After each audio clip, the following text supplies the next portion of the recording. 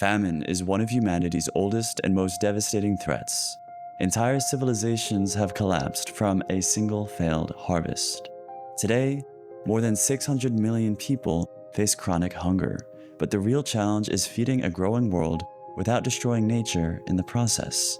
Navigating that exact balance is the job of today's guest, Julie Kapuvari, a diplomat and environmental policy advisor at the U.S. Department of State who works on food, climate, energy, and agriculture around the world.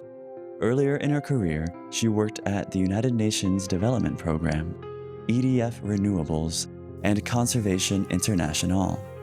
She studied environmental science at Cornell and holds master's degrees from Columbia's SIPA and Sciences Po in Paris. Her path began with bees. As a teenager, she was named a National Young Woman of Distinction by Girl Scouts USA for a Gold Award project protecting the health of honeybees. In this episode, Julie shares some of the remarkable work she's done to feed people and help the planet. Thank you for listening to the Exchange Room podcast, and I now present to you our discussion. Welcome to the Exchange Room podcast. Thank you so much, Teddy. Why don't we begin by having you share what it is that you do? So right now I work at the United States Department of State on diplomacy and food security and agricultural development. What is it that you actually do day to day? Good question. I am a policy advisor. I started at Department of State about 2.5 years ago, January 2024. I was a presidential management fellow. That is a fellowship that is 2 years where you get to conduct rotations all across the government. I ended up applying for the program because I'm really interested in public policy. In particular, I studied environmental and energy policy in grad school. I decided it was worth going down to DC to put together a Climate 101 course for US diplomats. So I did that for about 9 months. And then the next rotation I went on in my work in the Department of State was at the U.S. Embassy in Jakarta, Indonesia. And there I was an environment officer representing the United States abroad. But I decided on Indonesia because I was really interested in environmental issues. My day-to-day was essentially reporting on the different economic trends that were happening in Indonesia at the time. When I arrived in about January 2025, it was during an Indonesian administration that was really interested in the carbon market. And Indonesia in particular has a lot of forests and peatland and a really diverse ecosystem. That was really interesting for me because a big trend is essentially deforestation driven by agriculture or mining or logging. In Indonesia, they're really interested in food sovereignty and food security. And so sometimes the primary forests and ecosystems and really important wildlife habitats are at stake as a result of food security. So how do you reconcile those two things? How do you reconcile being able to feed your people, but then also realize the incredible importance of nature? I don't think people realize biodiversity, it's like that far out thing. You don't realize that we are part of nature. We get our medicine from nature. We get our food and our genetics from nature. And if we don't share this planet with other animals in a harmonious way that really treats them almost as people pretty much, that's the only way we really get to share the earth, Then they won't share the earth with us. And so what I do now after being in Indonesia, what my current job is, since I shifted about 3 times, is I will represent the United States interests with other countries or other organizations or at the UN and try to promote food security and agricultural innovation and policies and also nutrition policies.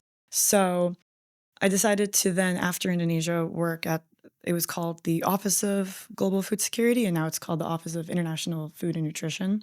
And it's actually changed quite a lot in the past few months.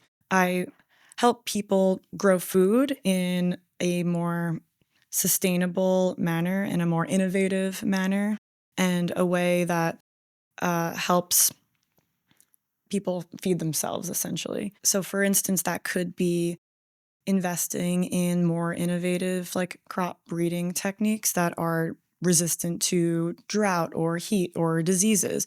It could be combating transboundary animal and plant diseases and pests, for instance. That's a big one, and biosecurity risks. Another thing, it could be promoting better nutrition all across the world. And so every day, it's been really interesting and fulfilling to work with different partners to strengthen our food system so that we know where our agriculture comes from, where our food comes from, and make sure that everyone has something to eat. Have you been able to see the efforts and initiatives that you and your team have done make a real measurable impact? Yeah, absolutely. So actually, in March, I got to travel to Zambia in Southern Africa, and I saw one of the programs that the US government funded a few years ago. It was with the Food and Agriculture Organization of the United Nations, and it was a $30 million program where the Food and Agriculture Organization works directly with the Ministry of Agriculture and the Agricultural Research Institute in Zambia to help farmers access their soil health data. So they'll actually go all across the country and take soil samples from the ground and get their hands dirty, and then they will go and analyze it in the national lab. And they'll also help the national lab get the tools to analyze that data to see, okay, do you need more nitrogen fertilizer in this area? Is this soil more adapted to corn or maybe something else in the area? Because Zambia grows a lot of corn, but maybe corn isn't the right crop to necessarily grow there. Maybe it should be like a legume or something that is less harsh on the soil and takes up less water, takes up less fertilizer and inputs. And so that was really interesting because I got to be there on the ground, go for the launch of their soil partnership program, and then also go into the field and see the lab and see, wow, okay, some of this equipment is a bit old. The US government is directly funding like new lab equipment, new chemicals, maybe being able to do like wet chemistry and actually analyze it. Because if you don't have data, then you can't measure something. And if you can't measure it, then you can't manage it. And so it's really great to see that there's also extension programs that actually go out and work with the farmers and say, hey, this is how soil carbon works. This is how you can actually understand what your soil needs. And that then improves food systems, that improves their ability to grow. And then it makes, everyone healthier as a result. What's the most common issue that causes food insecurity that you're trying to address? Oh my gosh. I think that the question is where more than anything. It's not even country specific. Sometimes it's really climate zone specific. But I would say across the world, some of the biggest drivers of food insecurity is conflict. In a lot of cases, like especially in Gaza and in places where you can't actually access any food because nothing's coming in, then that is a massive one. If you're talking about like agricultural production and not being able to produce as much, then it is usually climate and weather related. Disease as well could knock out an entire crop, for instance, or some type of insect pests that affects food security, like the desert locust in West Africa. Or, for instance, something that we've been focusing a lot at work lately is something called the New World screwworm, which affects livestock. Um, it's a it is literally a like fly maggot that will like burrow itself into a cow or another livestock, and you'd be surprised how much that really does affect not only food production but also agricultural trade across borders too. So I would definitely say that drought and floods are some of the biggest drivers of food insecurity, also different, disasters like climate disasters like hurricanes or typhoons. But drought, I think, is probably one of the most common nowadays because they're becoming more unpredictable, they're becoming more frequent, more intense.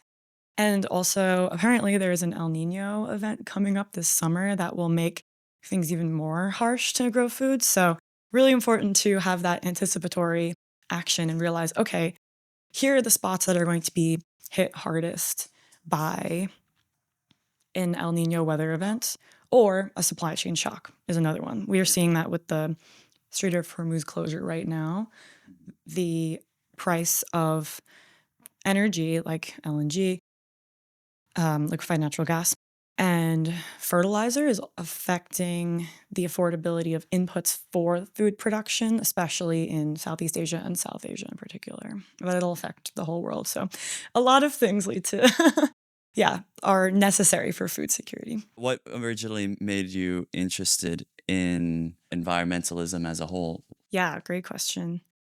I was about 16 years old when I decided I wanted to pursue the Girl Scout Gold Award. I was a Girl Scout most of my childhood, thanks to my parents.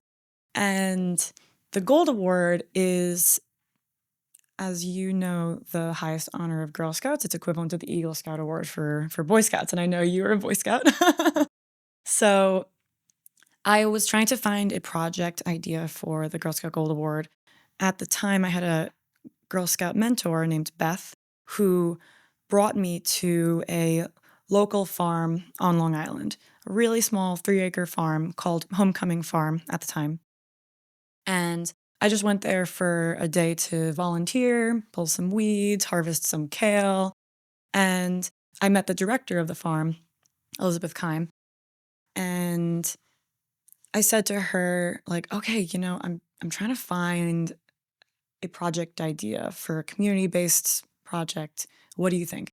And at the time, my mom had sent me an article in Time magazine that was about colony collapse disorder of the honeybee population. Beekeepers, after the winter, would notice that their hive just completely disappeared. And they were wondering how this was happening. Why would the hive just be completely gone? And I brought that up to Elizabeth, and she looked at me and she said, oh my gosh, her eyes lit up. And she said, I've been trying to get bees on this farm for 18 years.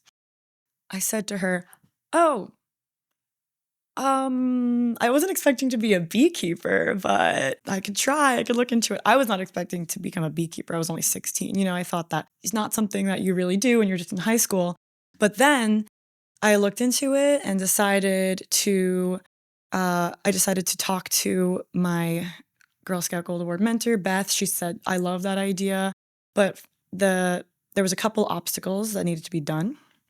First, I needed to convince the nuns who owned the property of the farm that bees were actually okay. They were afraid of bees. So I did a presentation for them and I thought to myself, okay, this is how I'm going to convince the nuns that bees are really beneficial for the ecosystem. We need them to provide a pollination source for the farm. And bees are actually really safe. They're not going to sting you unless you are like really, really close to them. Of course, you have to wear equipment. So I gave the presentation and I remember saying to the nuns, this is what they're going to love. So nuns, of course, are all women, and Girl Scouts are all women. And a matter of fact, bees are 95% female. So I told the nuns, this is a trifecta of women's empowerment. And they absolutely loved that. They were like, yes, let's put bees on the farm. Yeah. This will be great. And so I reached out to the Long Island Beekeepers Club. They said, yes, we can give you some bees through an educational grant. I went to the Beekeepers Club and then I found actually a mentor named Rich who lived nearby and said, yeah, I can teach you beekeeping. And so we decided to actually put the bees on the farm. And we got a bee box for about 5,000 bees and one queen. And so after that, it was wonderful because the honey was a great was a great source of income for the farm each year. And each year we actually got 300 pounds of honey, which was so nice. And so I didn't expect to, again, be a beekeeper, but I was really thankful because my dad also joined me in learning beekeeping. Uh, and we would check the bees maybe every couple weeks or so. And I got to learn just how important it was to make sure that they were healthy. And it really made me much less squeamish towards insects. And that project was so important to me that I actually used it for my college essay to apply to Cornell University. And then I ended up studying environmental science and minoring in entomology. And I even worked at Dice Laboratories at Cornell University and did my senior honors research thesis on bees and the impact and risk of neonicotinoid pesticides on both honeybees and wild bees in New York State. If you want to dive a little bit into beekeeping, Sure. I mean, at the very end, I think your research sounds interesting. What is neonicotine Yeah, pesticides? that's it. Neonicotinoids. What are those, and why was that? Is that still an issue, or why was that an issue? Yeah, it was a big issue, and it still is one of the largest classes of pesticides used in the United States. I would say that it is particularly an insecticide, and there's multiple different types of classes. But the reason that it was really important at the time is because some scientists thought maybe it was one of the causes of colony collapse disorder. At the time, the theory was okay, bees would be exposed to neonicotinoids in the field. Say it's maybe a cornfield or an apple field or something of the sorts. And since it's a synthetically derived form of nicotine, it could actually cause bees to have certain effects, like maybe forgetting their way back home.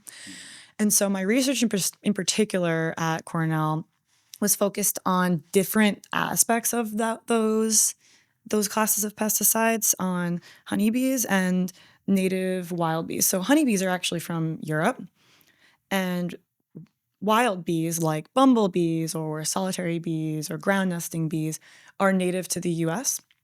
And they might have different effects. They have different sizes.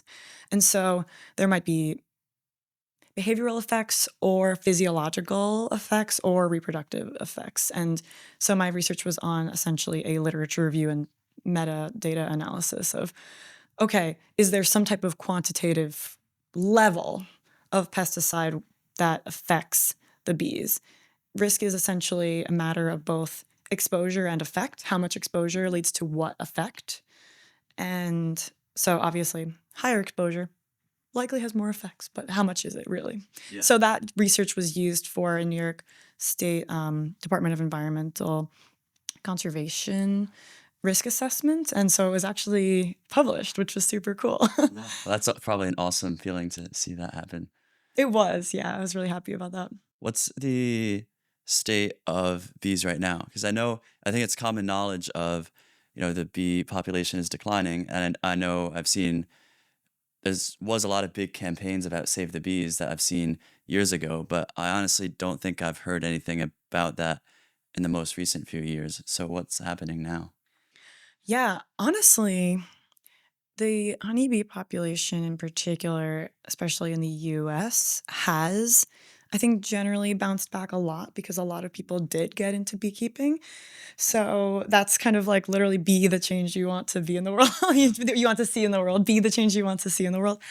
A lot of people took beekeeping as hobbies or had them as backyard bees. And so I don't think that the European bee in particular is necessarily struggling, but they are stressed.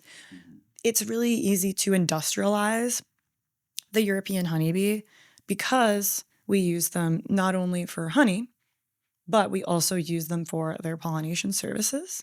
So there's actually more so than anything commercial beekeepers that will take those bees and truck them all across the US and use them for their pollination, maybe like the almonds in California, for instance.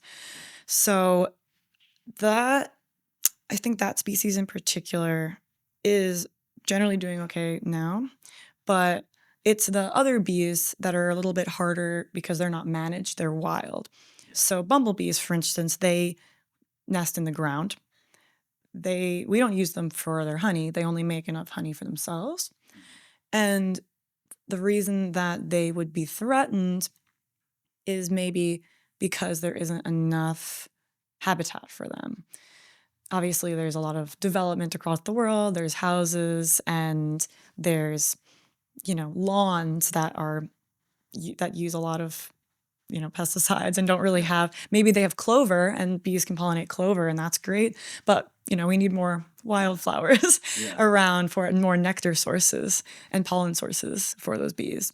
So I would say that the native bees aren't getting as much love as they could be. We need to send them more. Yeah. How do we send them more love? What is the solution? Yeah, I think the first one is education. A few years ago, the U.S. government had like a moratorium on pollinator habitat, and I think that did wonders.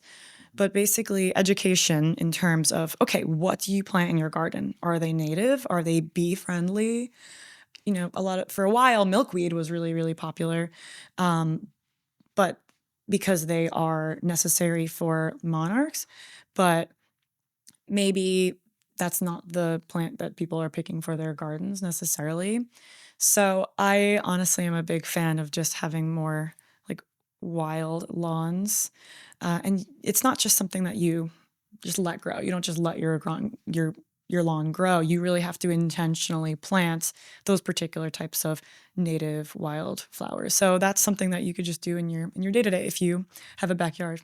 Yeah. Unlike me, I live in an apartment, but Do you think it's sustainable to rely on people that have to manage their garden? For example, it's a trend for people to become beekeepers, but what happens if that trend dies down? Then you no longer have this artificial human enforcement of helping the bees. People start caring about other issues, and now not as many people are doing what they need to support the population of bees. Yeah, that really touches upon the very, very important and difficult aspect of behavioral change. And I think that people have more power than they think. And so you're right, maybe the trend goes one way or another. I think since I am in the US government, I am biased towards policy change. That's not the only way to make change. But for instance, I think that seeing more programs that maybe help provide, wildflowers that are native seeds for free, for instance, to have more citizen science, or maybe having better local educational programs in your community that talk about pollinators and being able to identify certain insects and whether they're beneficial. So I think that it's more about having that community level local change than anything. And so all you really need is one person to start and to start a movement or to start a trend. So a personal experience for me is when I was in high school, I took an AP environmental science class that made me a pescatarian. I decided to not eat meat after that. And then I started to notice over the years that some of my family members stopped eating meat and some of my friends stopped eating meat. And I was like, I think that was me. And then they would attribute it to me. And I was like, oh, wow. I didn't realize that I changed not only myself, but someone else too. And that was really inspiring. It's kind of a butterfly effect. Yeah, you can sometimes not be aware of the impacts that you're making. What is your North Star or your big motivating factor? What motivates me in life? Yeah. I mean, I care very deeply about making sure that humans understand our role in nature and our role as stewards and animals of this earth. From a really young age, I was always concerned about the effect of climate on our food system, on our communities, our houses. We are filming this podcast 8 feet above sea level. As much as I love Long Island. It's definitely really vulnerable to sea level rise and hurricanes. I mean, you experienced Hurricane Sandy as well, right? I think that it's, of course, easy to get really afraid of all the risks that could happen in the future. And that did make me really deeply disconcerted when I learned about it in middle school. But now I know that there's really incredible things going on in the world. Nowadays, solar and wind energy, for instance, are cheaper than fossil fuels. There are ways that we could grow food with innovation and technology and breeding that can make sure that it's resistant and tolerant to climate effects. And there's people who are, as we were talking about, building community and making sure that communities help each other. We're not just all individuals. I think it's really easy to get sucked in and isolated when you feel like taking on these really big issues in the world. But I would say that the biggest thing that motivates me is my family members and my friends and my coworkers who are absolutely incredible and so warm and supportive.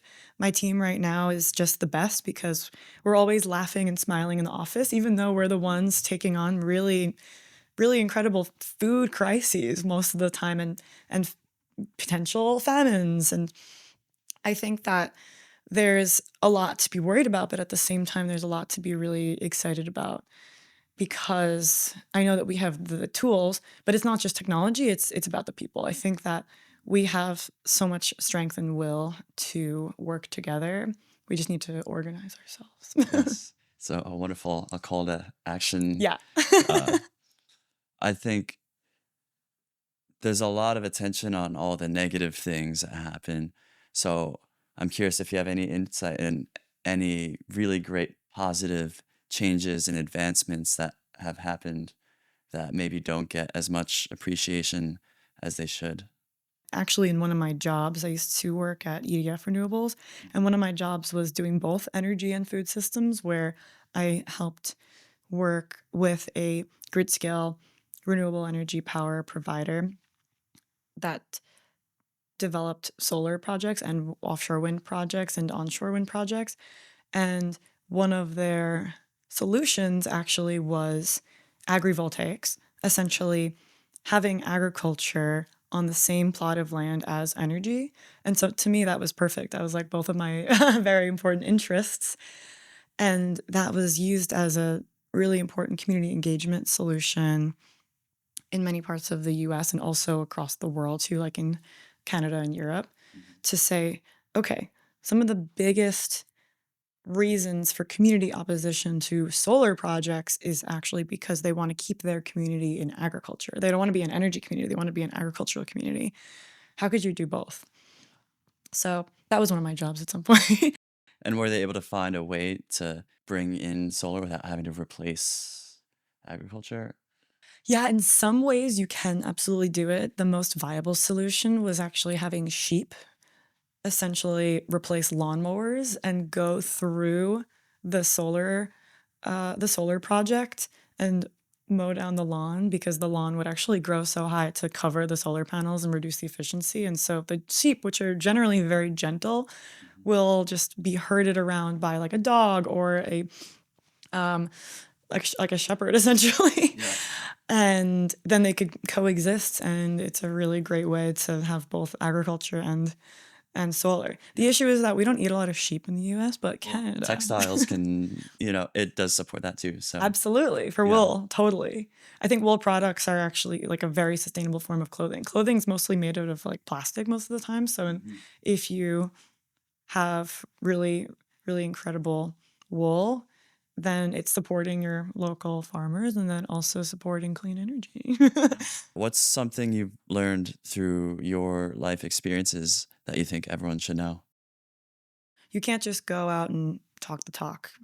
I know sometimes it is easy to just like talk about what people should do, being really prescriptive, but going out there and, as we were saying earlier, doing something locally that seems small is actually way more important than you think. So, whatever you think should change in the world, go and do maybe a fraction of that and just try the first step. The longest journey starts with one step, right? And so it's not necessarily about just acting locally and thinking globally. I know that's a cliche that comes up a lot. Also, think locally. What does your local community need, right? What does your friend need at that moment? Host a dinner party. It's not that hard to just create a space for someone and create an energy that inspires everyone. Like, open up a conversation about something that you think should change or a solution you think should be more popular. So I think that you gotta walk the walk. Well, thank you for talking the talk with me. This is a lot of fun. We could go for a walk. Yeah, right now in the rain. In the rain. Thank you again. Thank you so much, Ted. I really appreciate it.